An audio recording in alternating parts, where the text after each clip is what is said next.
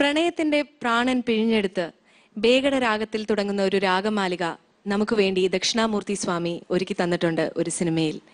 ഇന്നലെ നീയൊരു സുന്ദര രാഗമായൻ. വരികൾ പി ഭാസ്കരൻ മാസ്റ്റർ. ഈ വേദിയിൽ ഇന്ന് നമുക്ക് വേണ്ടി ആലപിക്കാനെത്തുന്നു ശ്രീരാജ്.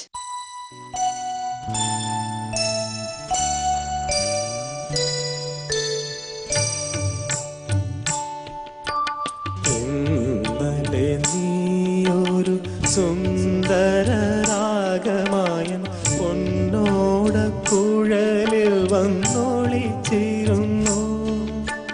മാമക കരാങ്കുലി ചുംബനലഹരിയിൽ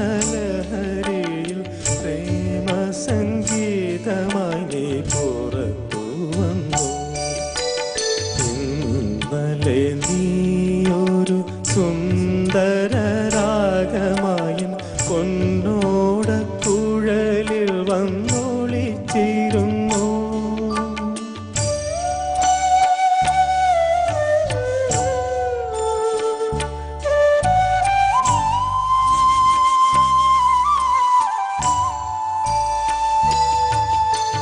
മാനത്തെ മട്ടുപ്പാവിൽ താരകാനാരിമാരാഗാന നിർച്ചരി കേട്ടു തരിച്ചു നിന്നു. മാനത്തെ മട്ടുപ്പാവിൽ താരകാനാരിമാരാഗാന നിർച്ചരി കേട്ടു തരിച്ചു നിന്നു. നീലമാമരങ്ങളിൽ ചാരി നിന്നിളം തെന്നൽ താളമടിക്കാൻ പോലും ഇന്നലെ നീയൊരു സുന്ദര രാഗമായൻ പൊന്നോട കുഴലിൽ വന്നൊളിച്ചിരുന്നു.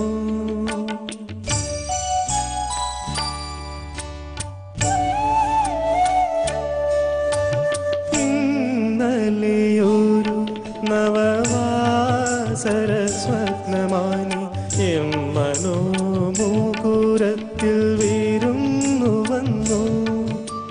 ചൈത്ര സുഗന്ധത്തിൻ്റെ താലവൃന്ദത്തിൻ കീഴിൽ മധ്യാഹ്ന മനോഹരി മയങ്ങിടുമ്പോൾ മുന്തിരിക്കുലകളാൽ നൂപുരമണിഞ്ഞെത്തും സുന്ദര വസന്ത ശ്രീയെന്ന പോലെ മുക്താനുരാഗത്തിൻ്റെ പാനഭാജനം നീട്ടി നൃത്തവിലാസിനി നീയരികിൽ വന്നു.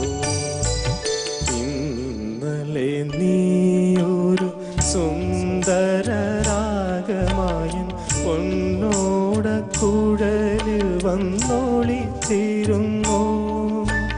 മാമക കരാങ്കുലി ചുംബനലഹരിയിൽ പ്രേമ സംഗീതമായി നീ പുറത്തു വന്നു. ഇന്നലെ നീയൊരു സുന്ദര രാഗമായൻ പൊന്നോട കുഴലിൽ വന്നൊളിച്ചിരുന്നു.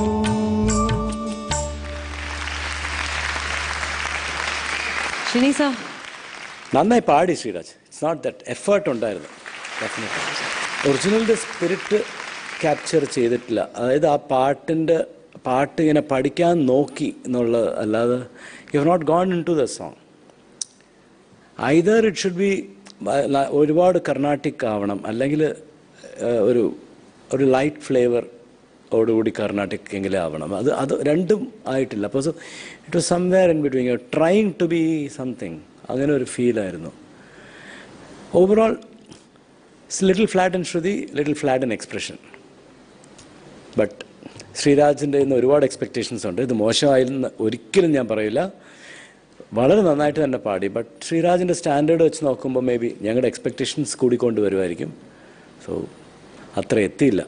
But Shyamamegha was brilliant. അതുകൊണ്ടാണ് എക്സ്പെക്റ്റേഷൻ കൂടിയത്. No problem Sreeraj. Playback singer ആയല്ലോ. That's a great thing. Thank you Sree sir.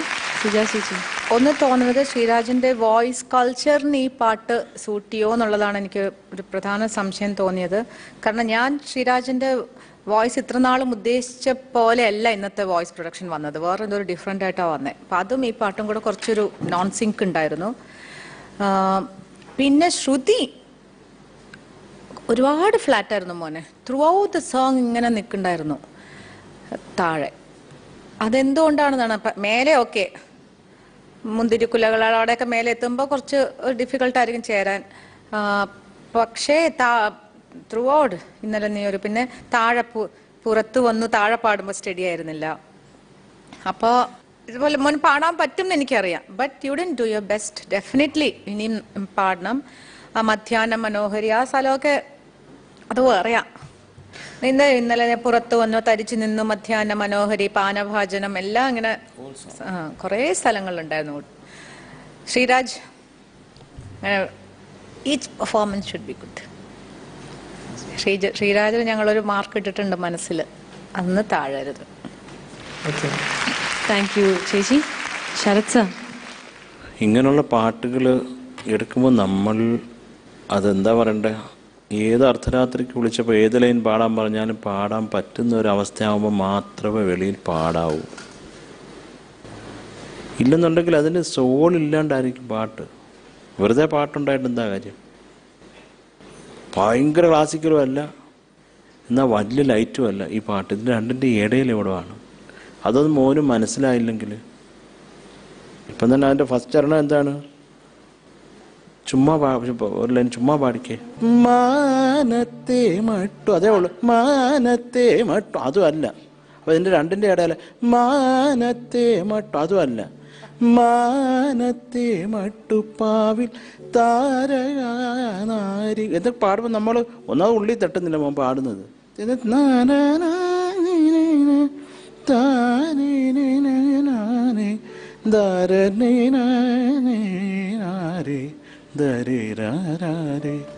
ഇന്നലെ എന്നുള്ളത് കൃത്യമായിട്ട് പാടണം. ഇതിപ്പോൾ ഇത് ഗാനമേളയാണെങ്കിൽ ഇത് സൂപ്പറാണ്, അസാധ്യമാണ്. ജനങ്ങൾ എണീച്ച് നിന്ന് കൈയടിക്കും, ഉറപ്പാണ്. പക്ഷെ അതല്ല കോമ്പറ്റീഷൻ, അല്ലേ? ഞാൻ പറഞ്ഞ മനസ്സിലാവുന്നുണ്ടോ? ഒരെണ്ണം നമ്മുടെ മനസ്സിൽ തട്ടിപ്പാടിയില്ലെങ്കിൽ ഏക്കത്തില്ല. ഞാൻ പറഞ്ഞതിൻ്റെ ഒരു അർത്ഥം മനസ്സിലാവുന്നുണ്ടോ? വാസര സ്വപ്നവും മധ്യാഹ്നവും പാനഭാജനമൊക്കെ അതൊക്കെ അങ്ങ് വരണം കേട്ടോ. അത് ശ്രീരാജൻ അറിഞ്ഞുകൂടാത്തല്ലേ നമ്മൾ പാടിക്കായിരുന്നു. അപ്പം അതുകൊണ്ട് മോനെ ഈ ഒരു കാര്യം ശരിയായിക്കോണം. ഇനി അടുത്ത സംഭവങ്ങൾ വരികയാണെങ്കിൽ നന്നായിട്ട് പാട്ട് പഠിച്ചിട്ട് വേണം. ഇപ്പം ശ്രീരാജനെ അറിയാവുന്നവരൊക്കെ പറയും ഉഗ്രം പാട്ടെന്ന്. പക്ഷെ കേൾക്കുമ്പോൾ ഈ TV കേൾക്കുമ്പോൾ പോലും ചിലപ്പോൾ ഇത്ര ക്ലാരിറ്റിയോടെ ഞങ്ങൾ കേൾക്കുന്ന പോലെ കേൾക്കാൻ പറ്റത്തില്ല. ആ റൂം ആംബിയൻസും അടുത്ത വീട്ടിലെ പട്ടി വരെയും. അപ്പോൾ ഈ തെറ്റിപ്പോയ സ്ഥലത്തറിയാത്ത കുറയ്ക്കുന്നു. അപ്പോൾ ആ സ്ഥലം ശ്രദ്ധിക്കത്തില്ല. ഈ കുട്ടി നന്നായിട്ട് പാടിയിട്ട് ഇവർക്ക് 3 പേർക്കും ഭ്രാന്താന്ന് ജനങ്ങൾ പറയും. ഞാൻ പറയാൻ ശരിയല്ല, അല്ലെങ്കിലും പറയുമല്ലോ. എന്ന് പാടുന്ന സമയത്ത് അത് തെറ്റിപ്പോയ താള് ഒരു പട്ടി അടുത്ത് കുറയ്ക്കും. ആ നല്ലതായിരുന്നു ആ സംഗതി. ഒരു പട്ടി, നശിച്ച പട്ടി, നമുക്കറിയാം ആ സംഗതി ചീറ്റിപ്പോയെന്ന്. അത് സീരിയസ് ആയിട്ട് എടുത്ത് മനസ്സിലാക്കി പാടണം. എല്ലാ പാട്ടുകളും അങ്ങ് എടുത്ത് ഉള്ളിലിട്ട് വെച്ച് ഉപ്പിലിടുക, അച്ചാറ് പോലെ പാട്ടാക്കുക കേട്ടോ. എന്നിട്ട് വേണം പാടാൻ കേട്ടോ. ഇല്ല പിന്നെ അച്ചാറ് കഴിക്കേണ്ടി വരും. Okay, all the best. Thank you sir. ഇനി നമുക്ക് സ്കോർസ് ചോദിക്കാം അല്ലേ? ആരോട് ആദ്യം ചോദിക്കണം? Sujatha ma'am. 26 on 30. Thank you Sujatha ചേച്ചി. Sreeni sir 26.5 on 30. Thank you sir. Sarath sir. എന്തോ ശ്രീരാജെ, ശ്രുതി പ്രോബ്ലം ആയിരുന്നുകൊണ്ടാണ് ഈ മാർക്ക്, അല്ലാതെ അച്ചാറ് തിന്നുകൊണ്ടല്ല കേട്ടോ. 25.5 on 30. 90ൽ 78 മാർക്സ് ആണ് കിട്ടിയിരിക്കുന്നത്. ഇനി നമുക്ക് ഓവറോൾ പെർഫോമൻസിന് 10ൽ എത്രയാന്ന് നോക്കാം. 8 on 10. 86 on 100 ആണ് മാർക്സ്. ഇപ്പം നെക്സ്റ്റ് സ്റ്റേജിൽ വരുമ്പോൾ നന്നായിട്ട് പാടണം, സീരിയസ് ആയിട്ട് എടുത്തിട്ട് പാടണം. ഓക്കെ.